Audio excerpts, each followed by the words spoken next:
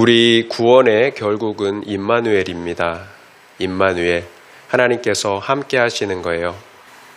하나님께서 우리와 함께 하신다면 우리는 구원받은 것입니다. 그렇다면 여러분은 구원받으셨습니까? 성막이 그 증거예요.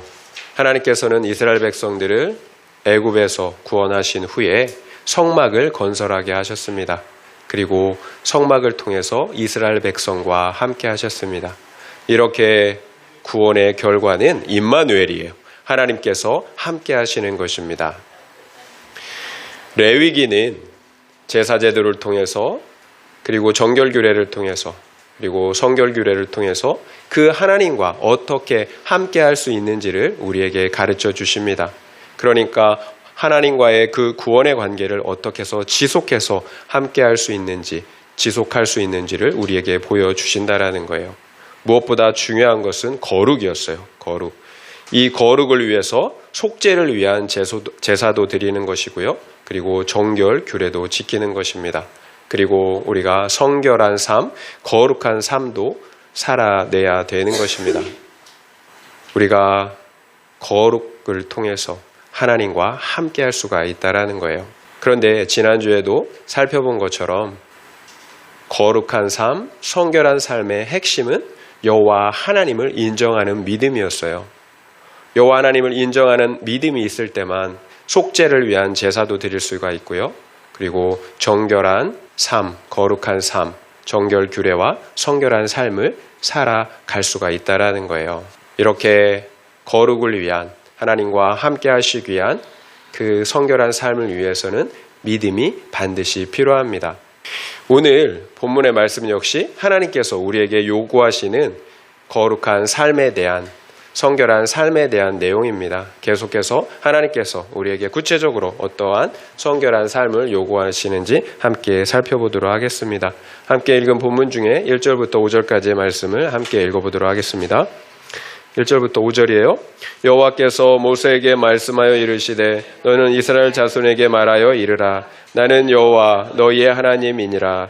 너희는 너희가 거주하던 애굽 땅의 풍속을 따르지 말며 내가 너희를 인도할 가나안 땅의 풍속과 규례도 행하지 말고 너희는 내 법도를 따르며 내 규례를 지켜 그대로 행하라. 나는 너희의 하나님 여호와이니라.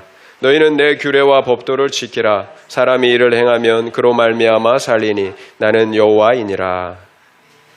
여호와께서 모세를 통해 이스라엘 자손들에게 명령하십니다. 그 명령의 내용은 과거에 살았던 애굽의 땅의 풍속도 따르지 말고 앞으로 들어가 살게 될 가나안 땅의 풍속도 따르지 말라라는 것입니다. 다만 너희는 내 법도 내 규례를 지켜 그대로 행하라고 명령하고 계십니다. 한마디로 말해서 이 세상 풍속을 따르지 말고 오직 하나님의 말씀만 지켜 행하라는 것입니다.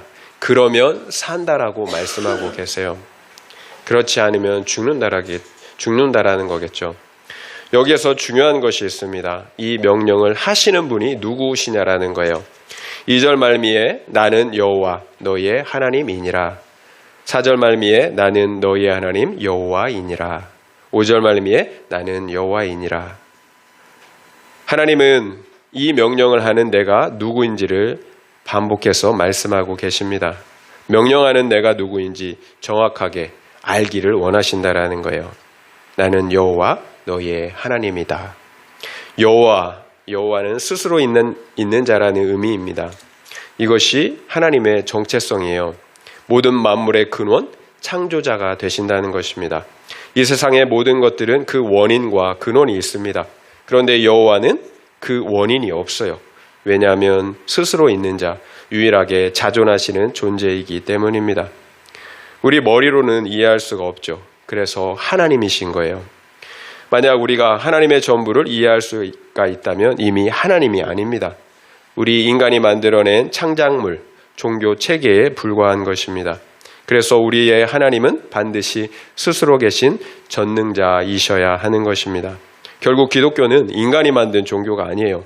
스스로 계신 하나님께서 우리에게 알려주신 것들을 믿는 믿음의 체계예요. 이 성경은 사람이 기록한 것이 아니에요.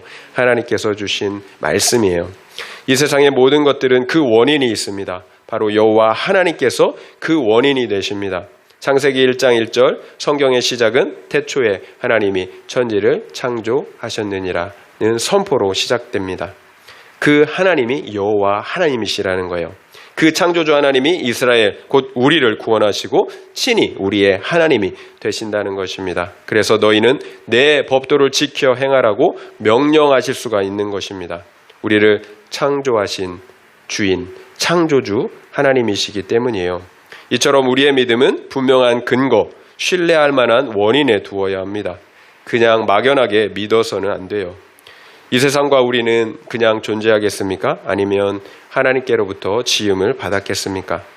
그러니까 이유 없이 존재하는 이 세상에서 우리 인간 역시 그냥 어떤 이유도 없이 진화해왔겠습니까? 아니면 인격적인 하나님께서 어떤 이유와 분명한 목적을 가지고 이 세상과 우리 인간들을 창조하셨겠습니까?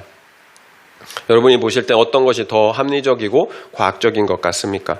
원인 없는 결과는 없어요. 과학의 기본은 원인이 있다라는 거예요. 모든 것은. 하나님께서 모든 만물의 원인이 되십니다. 결국 성경이 증거하듯이 이 세상 모든 만물은 하나님의 살아계심과 그리고 신성을 분명하게 증거하고 있다라는 거예요. 그럼에도 타락한 인간들은 그 하나님의 존재를 부인하려고 합니다. 왜 그럴까요? 그래야 내가 왕이 되어서 내 마음대로 살 수가 있기 때문입니다. 하나님의 존재를 부인해야만 세상 애굽과 그리고 가나안 땅의 풍속을 따라 살 수가 있기 때문이에요. 결국 누가 왕이냐의 문제에 봉착하는 거예요. 그래서 우리의 믿음의 시작은 내가 믿는 하나님이 누구신지를 아는 것에서부터 시작해야 하는 겁니다. 우리의 믿음의 시작은 그분이 누구인지를 아는 것에서부터 시작돼야 돼요. 창조주 하나님이세요. 우리가 그냥 막연하게 하나님을 믿는다면 우리의 신앙은 그저 우상 숭배에 지나지 않습니다. 나의 유익을 따라 그냥 왔다리 갔다리 하는 종교적인 신념에 지나지 않는다라는 거예요. 그러나 우리가 창조주 하나님을 인정하게 되면 세상 모든 만물의 이치가 실타래처럼 풀리게 됩니다. 우리가 어디서 와서 어디로 가는지를 알게 된다라는 거예요. 그러면 자연스럽게 우리가 누구인지 그리고 어떻게 살아야 하는지가 분명해지는 것입니다. 창조주 하나님께서 내가 너희의 하나님이 되려고 너를 세상 애굽에서 구원하였다라고 말씀하십니다. 왜 창조주 하나님께서 우리를 구원하셨습니까? 내가 너희의 하나님이 되려고 구원하셨다고 말씀하세요. 우리는 본래 하나님의 형상대로 지음을 받은 하나님의 백성들이었습니다. 그러나 우리는 사탄에게 속아 죄에 팔리고 말았습니다. 결국 우리는 한순간에 거룩한 하나님의 나라의 백성에서 죄의 종, 사망의 종, 사탄의 종이 되고 말았다라는 거예요. 이것이 하나님을 배반한 이 세상 애굽, 가나안의 모습이에요. 이런 우리를 하나님께서 친히 구원해서 불러내신 거예요. 하나님께서 친히 자기의 생명을 희생하심으로 우리의 모든 죄의 값을 지불하셨다라는 거예요. 그러므로 하나님의 백성을 삼아 주셨습니다. 다른 누가 아니라 창조주 하나님께서 그렇게 하셨다라는 거예요. 여러분 믿어지세요? 창조주 하나님께서. 다른 이유가 없어요. 내가 너희 하나님이 되려고 그렇게 하신 것입니다. 그렇다면 이제 우리가 어떻게 살아야 하는지 분명해지지 않습니까? 이제는 하나님의 말씀을 들어야 합니다. 이제 더 이상 타락한 이 세상 백성들처럼 살아서는 안 된다라는 거예요. 그래서 하나님께서는 출애굽한 이스라엘 백성들에게 이제 더 이상 이 세상 애굽과 가나안의 풍속을 따르지 말아라. 오직 나의 말, 하나님의 말씀만 따르라고 명령하시는 것입니다. 왜 그래요? 그래야 살기 때문에. 결국 영원히 죽어야 하는 우리 인생들에게 하나님께서 두 번째로 우리에게 기회를 주시는 것입니다. 이 말씀에서 중요한 것이 무엇일까요? 이 말씀에서 중요한 것. 여러분이 과연 믿느냐, 믿지 않느냐예요. 이 말씀 여러 번 들었잖아요. 다 알잖아요. 중요한 것은 믿느냐, 믿지 않느냐예요. 믿는다면 이 말씀이 여러분에게 의미가 있어요. 하지만 믿지 않는다면 아무런 의미가 없습니다. 여러분 이 말씀을 믿으십니까? 믿으시기 바랍니다. 그러면 구체적인 삶의 변화가 나타나야 합니다. 하나님께서는 이 말씀을 구원받지 못한 이방인들에게 하신 것이 아니에요. 이미 출애굽을 경험한, 그래서 구원받은 이스라엘 백성들에게 하신 말씀입니다. 그러니까 예수를 믿었다고 끝난 것이 아니에요. 이제는 그 믿음에 합당한, 하나님의 백성에 합당한 삶을 살아야 한다는 거, 이게 믿음이에요. 말씀을 믿고 사는 것입니다. 그러므로 계속해서 거룩과 구원을 이루어가는 것입니다. 그래야 그 안에 생명이 있는 거예요. 제가 여러 번 말씀드렸지만 거룩은 구별되는 거예요. 세상과 구별되는 것. 비록 우리의 육신은 이 세상에 속해 살지만 우리의 영혼과 우리의 삶만큼은 세상 사람들과 구별되는 거예요. 이것이 하나님의 나라예요. 어떻게 구별됩니까? 하나님의 말씀을 살아내느냐, 아니면 하나님의 말씀이 없느냐, 그 차이잖아요. 하나님의 말씀을 살아내므로 세상 사람들과 구별되는 것입니다. 이것이 거룩이에요. 그리고 이것이 하나님과 함께할 수 있는 유일한 방법이에요. 하나님께서 이스라엘 자손을 애굽에서 구원하신 후에 왜 물도 없고 양식도 없는 광야로 이끄셨겠습니까? 왜 적과 꿀이 흐르는 가나안 땅으로 곧바로 인도하지 않으셨느냐라는 거예요. 왜 척박한 광야에서 40년 동안이나 뺑뺑이를 치며 고생하게 했느냐라는 거예요. 다른 이유가 없어요. 하나님의 백성으로 거룩하게 구별되어야 했기 때문이에요. 하나님의 말씀도 순종하지 못하는 백성이 어찌 하나님의 나라의 백성이라고 할 수가 있겠어요. 가나안 땅에 들어가 또다시 그 가나안의 풍속을 따른다면 구원하실 이유가 없는 거죠. 그래서 하나님께서는 이스라엘 자손을 세상 애굽으로부터 그리고 가나안 땅으로부터 철저하게 구별하셔야 했던 것입니다. 하나님의 백성으로 삼아야 했기 때문에 오늘날 우리를 광야에 두시는 이유입니다. 여러분이 지금 광야에 있습니까? 그렇다면 지금 구원의 여정을 잘 가고 있는 것입니다. 문제는 지금 말씀대로 믿고 살고 있느냐라는 거예요. 광야의 길을 가고 있는데 말씀을 믿고 살고 있느냐라는 거예요. 그래야 생명이 있습니다. 그래서 우리의 인생의 목적은 행복이 아니라 구원이라고 말씀하는 거예요. 구원, 여러분, 행복이 아니라 거룩이에요. 그래야 하나님의 백성으로, 구별된 백성으로 하나님과 함께할 수가 있기 때문입니다. 적용 질문 드리겠습니다. 나는 창조주 하나님의 말씀을 따라 살고 있습니까? 아니면 이 세상의 교훈이나 내 생각을 따라 살고 있습니까? 한번 생각해 보시기 바랍니다. 나는 창조주 하나님의 말씀을 따라 살고 있습니까? 아니면 이 세상의 교훈이나 내 생각을 따라 살고 있습니까? 한번 생각해 보시기 바랍니다. 그렇다면 우리가 따르지 말아야 할 세상 애굽과 가나안 땅의 풍속들은 구체적으로 무엇일까요? 세상 사람들과 구별되어야 할 이 세상의 풍속은 무엇이냐라는 것입니다. 6절부터 23절 긴 내용이 나오는데요. 6절부터 23절의 내용을 보면 차마 입에 올리기도 민망한 성적 타락상들이 기록되어 있습니다. 수많은 근친 상간의 성적 타락들, 그리고 이웃의 아내를 취하는 음행, 그리고 동성애, 그리고 짐승과의 교합 등 상상하지 못할 타락상들이 기록되어 있습니다. 그 당시 애굽과 가나안 땅에 실제로 이런 성적 타락이 있었다는 것입니다. 이것이 하나님을 떠난 세상의 모습입니다.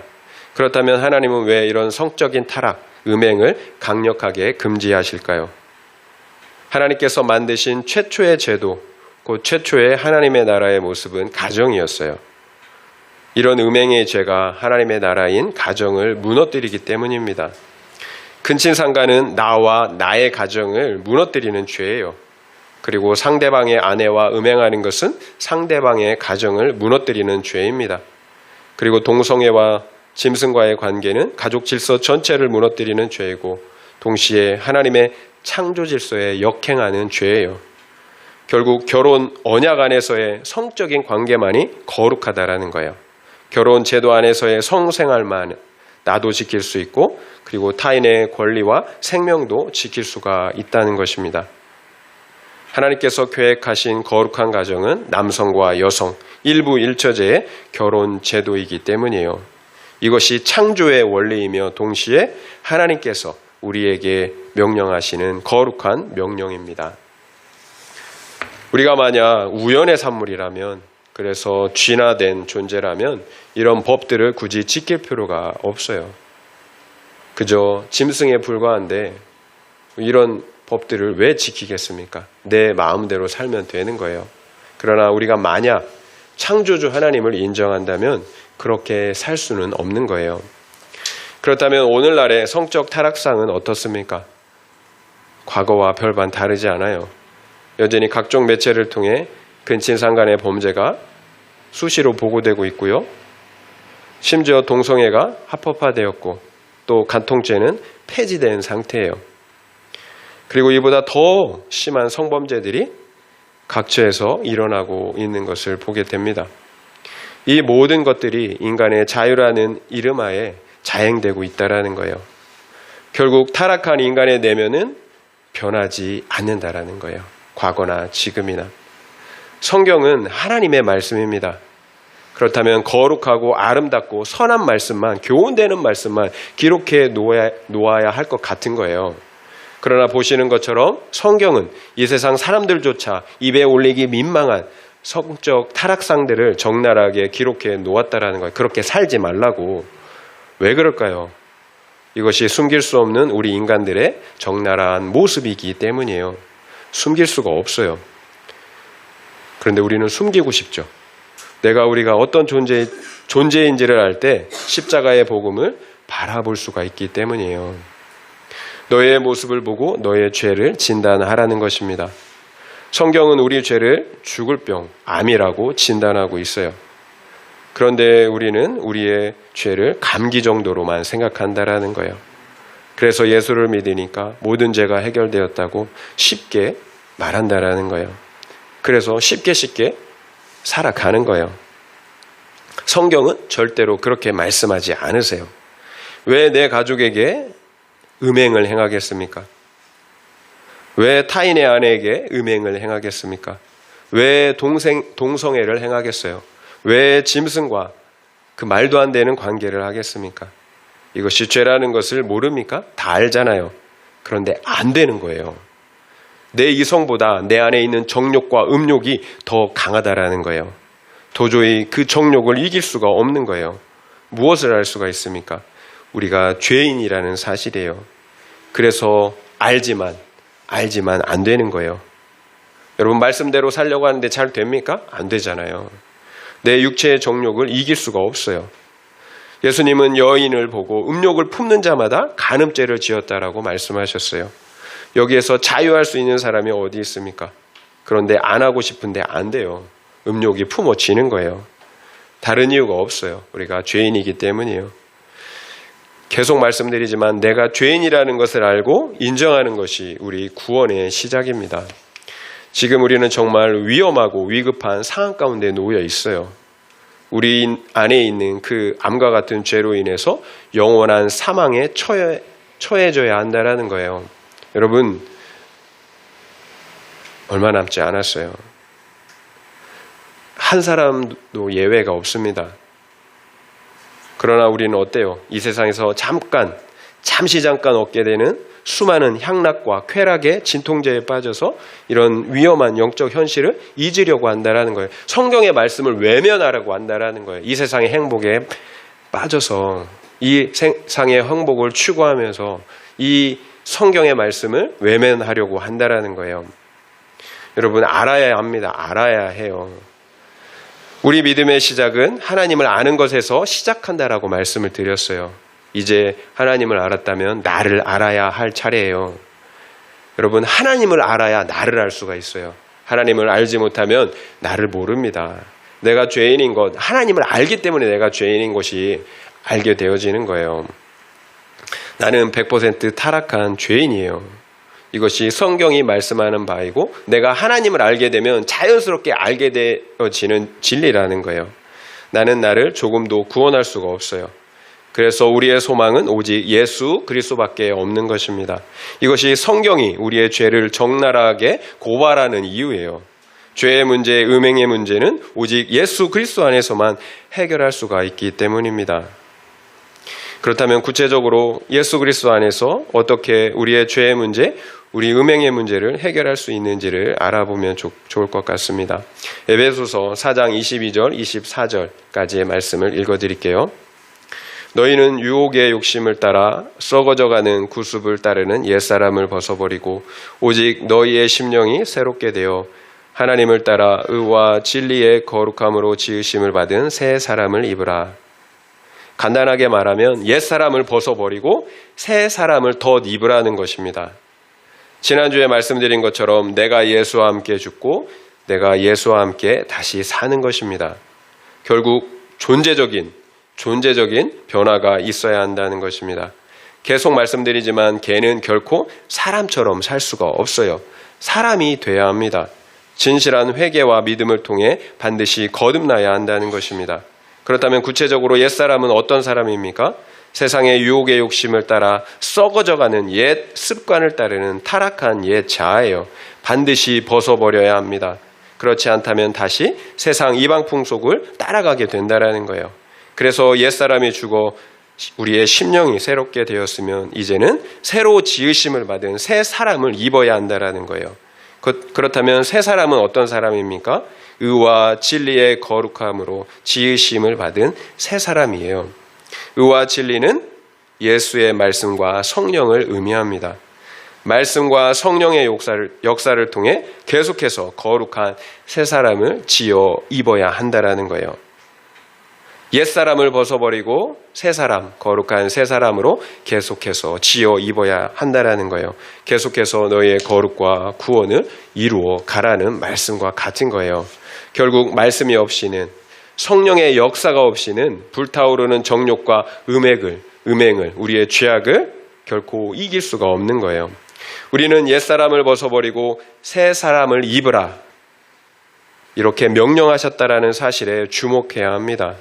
옛사람을 벗어버리고 새 사람을 입는 것, 전적인 성령의 역사예요. 하나님의 은혜라는 거예요. 그럼에도 성경은 우리에게 그 은혜의 역사를 명령하고 계신다라는 거예요. 우리 안에 하나님께서 역사하실 수 있도록, 은혜 베풀어 줄 수 있도록 우리가 믿음의 선택을 해야 한다라는 거예요.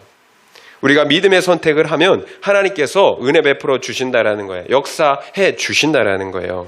옛사람을 벗어버리고 새 사람을 입도록 해 주신다라는 거예요. 그렇다면 우리의 믿음의 선택은 무엇입니까? 매일 말씀을 읽고 묵상하는 것입니다. 그 말씀을 붙잡고 기도하는 것입니다. 우리가 왜 옛 풍속을 따라 살겠습니까? 예전의 육신을 따라 내 힘으로 살기 때문에 그런 거예요. 안 되잖아요.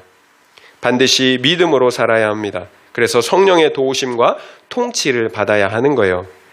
그래야 옛 풍속을, 음행을 끊어낼 수가 있습니다. 예전대로 살면 절대로 안 돼요. 새로운 삶의 방식을 우리가 그 방식대로 살아야 하는 거예요. 믿음으로 사는 것은 매일 말씀을 듣고 그 말씀을 따라 사는 것입니다. 믿음은 들음에서 나며 그 들음은 하나님의 말씀으로 말미암는다라고 말씀하고 있잖아요.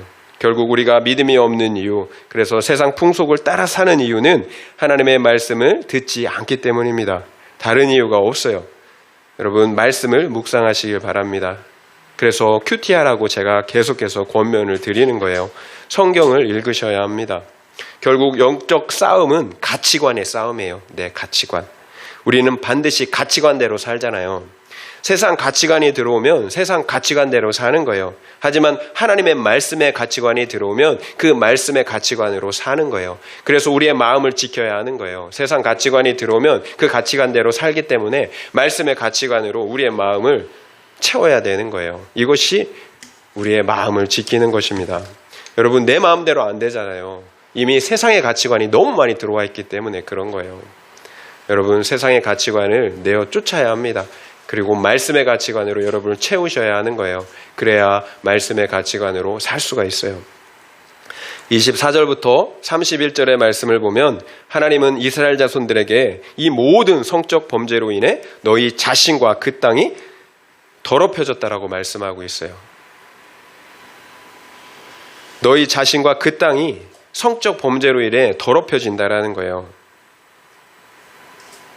그러므로 하나님께서 가나안 땅의 족속을 토해해 버리셨다고, 그 땅이 가나안 족속을 토해해 버리셨다라고 말씀하고 계신다라는 거예요.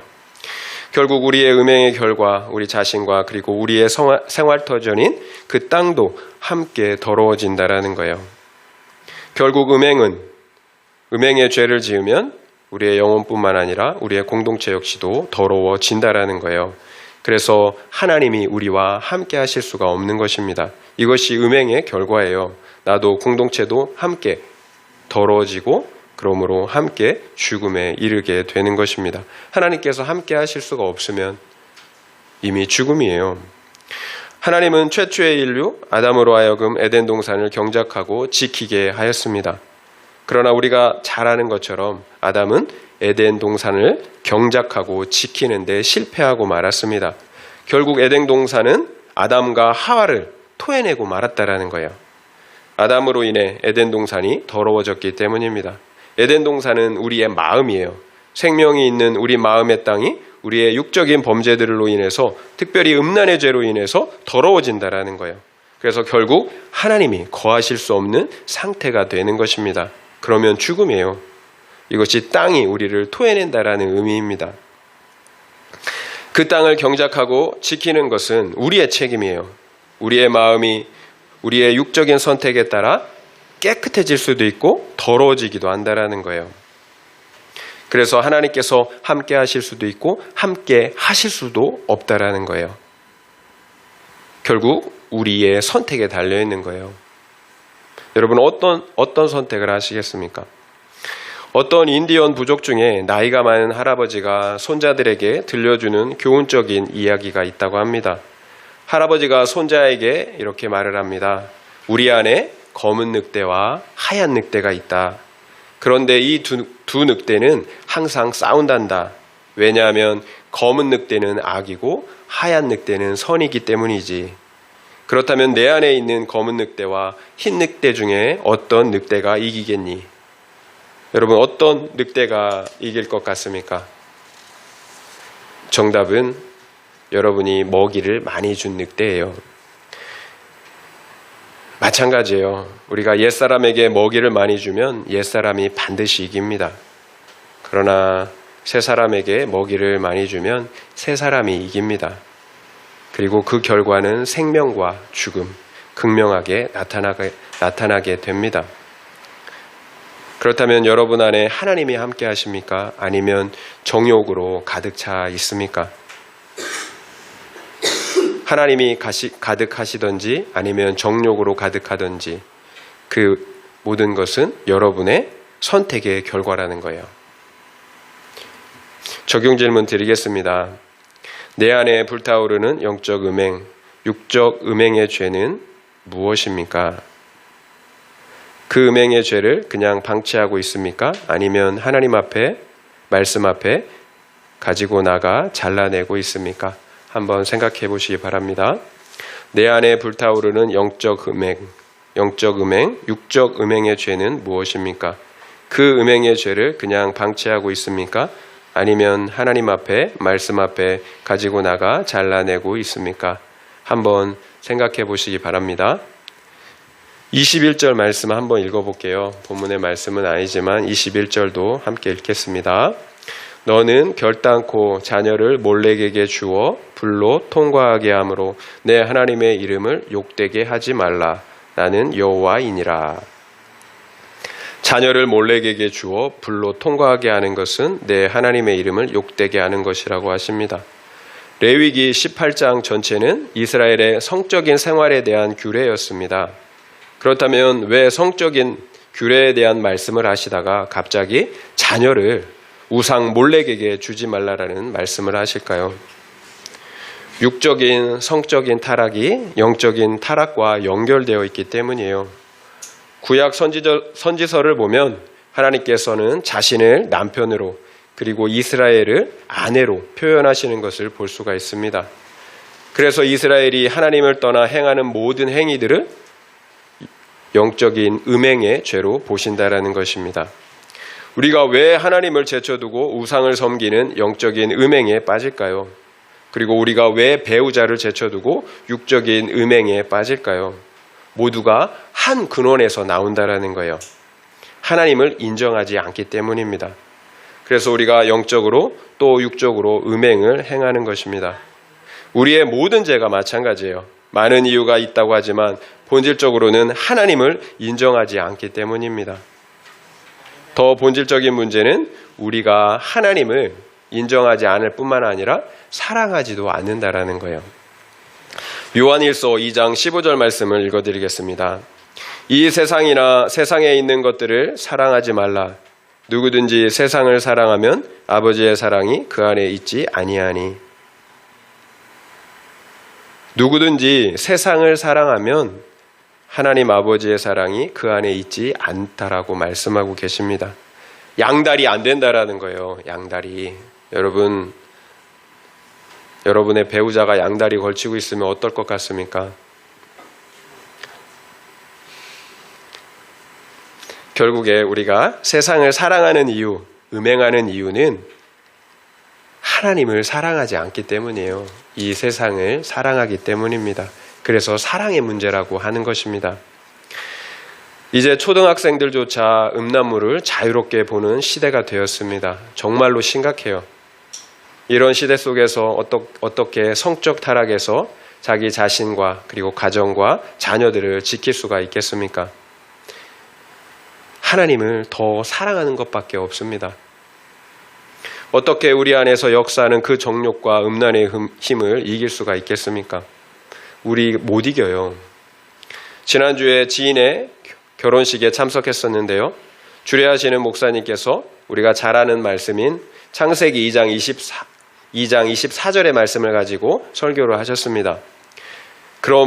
이러므로 남자가 부모를 떠나 그의 아내와 합하여 둘이 한 몸을 이룰지로다.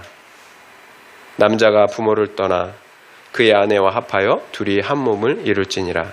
이것이 하나님께서 가정을 주신 목적, 그리고 창조의 목적입니다. 한 몸을 이룬다라는 것은 물리적인 결합이 아니에요. 불가능하죠. 어떻게 물리적으로 둘이 하나가 될 수가 있겠어요? 서로 사랑함으로 하나를 이루라는 말씀입니다. 이 말씀에서 1 더하기 1은 2가 아니에요. 1.5도 3도 아닙니다. 1이 되어야 하는 거예요. 1. 결국 하나가 죽어야 되는 거예요. 이것이 사랑이에요. 이것이 하나님께서 가정을 주신 목적이에요. 그 사랑이 바로 예수 그리스도의 사랑이에요. 신랑 되신 예수께서 교회인 우리를 위해 죽어주셨습니다. 그러므로 주님과 우리 교회가 하나가 된 것입니다. 우리가 주님의 몸이란 사실 여러분 알고 계시죠? 우리가 주님의 몸이에요. 그분은 머리예요. 그래서 주님과 우리는 하나인 거예요. 그냥 된 게 아니에요. 우리 주님께서 십자가를 지셨기 때문입니다. 이것이 하나가 될 수 있는 유일한 방법이에요. 죽는 거예요. 하나가 죽는 거예요. 그런데 이런 사랑이 우리 마음대로 됩니까? 안 되잖아요. 남자고 여자고 서로 죄인이라는 사실을 우리가 너무 잘 알고 있잖아요. 서로 나 중심적인 겁니다. 그래서 내가 베푸는 사랑조차 내 만족, 내 기쁨이라는 거예요. 상대방의 만족이 아니라. 그래서 내 방식대로 사랑을 하면서도 그 상대방이 알아주지 않으면 화가 나고 생색이 나는 거예요.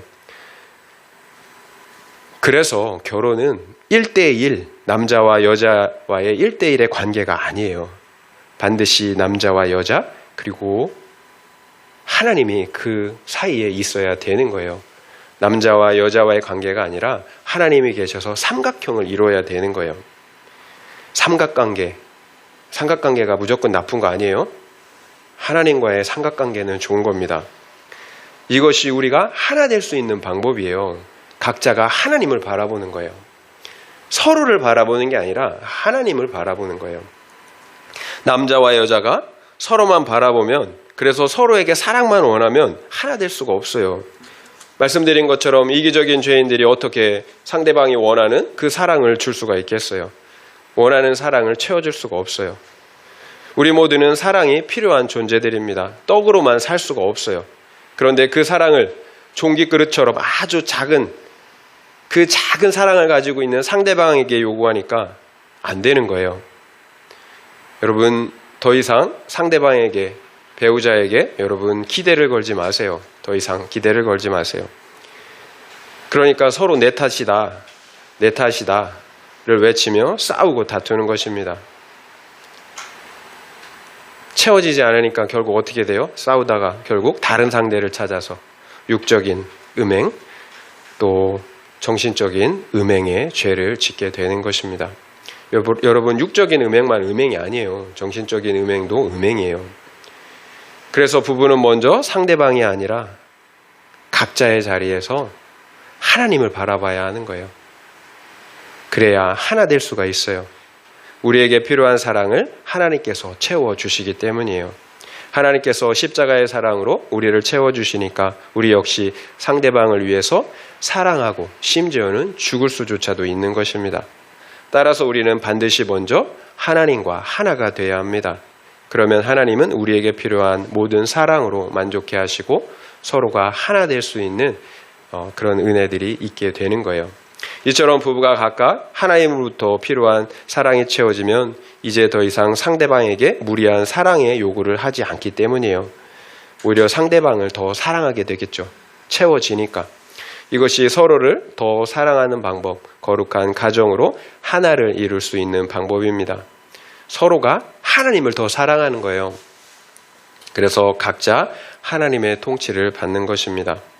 결국 영적인 음행과 육적인 음행에서 우리가 완전하게 자유할 수 있는 방법은 하나님을 사랑하는 것입니다.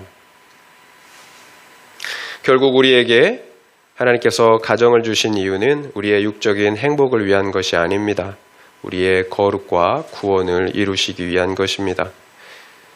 그리고 그 첫 번째 원리, 우리의 거룩과 구원을 이룰 수 있는 첫 번째 원리는 각자가 하나님을 바라보는 것입니다. 그래서 하나님을 더 사랑하는 것입니다. 여러분, 부부가 거룩하지 않으면 자녀들 역시 거룩할 수 없다라는 사실을 잊지 말아야 합니다. 그래서 결혼의 목적은 행복이 아니라 거룩이라고 말씀을 하는 것입니다. 적용 질문을 드리겠습니다. 마지막 적용 질문이에요. 내가 일주일 동안 하나님과 교제하는데 사용하는 시간은 얼마나 되십니까? 그리고 가장 많은 시간을 투자하는 것은 무엇입니까? 한번 생각해 보시기 바랍니다. 내가 일주일 동안 하나님과 교제하는데 사용하는 시간은 얼마나 되십니까? 그리고 가장 많은 시간을 투자하는 것은 무엇입니까? 한번 생각해 보시기 바랍니다. 말씀을 마무리하겠습니다. 창조주 하나님께서 우리를 세상 애굽에서 구원하시고 그리고 친히 하나님 당신의 백성으로 삼아 주셨습니다. 그리고 이렇게 명령하십니다. 세상 애굽과 가나안 풍속을 따르지 말고 오직 하나님의 말씀을 따라 살라고 하십니다. 그러면 산다라고 말씀하세요. 그렇다면 세상 풍속은 무엇이었습니까? 육적인 음행, 영적인 음행이었습니다. 결국 모든 음행을 버리고 말씀을 따라 살라는 것입니다. 그런데 죄인인 우리가 그게 말처럼 쉽습니까? 그래서 이런 하나님의 명령을 순종하기 위해서는 따라야 할 원칙들이 있었습니다. 먼저는 우리가 반드시 매일 말씀을 묵상함으로 성령의 통치를 받아야 한다는 것입니다. 그래서 날마다 옛사람을 벗어버리고 거룩한 말씀으로 지으심을 받은 새 사람으로 덧입어야 합니다.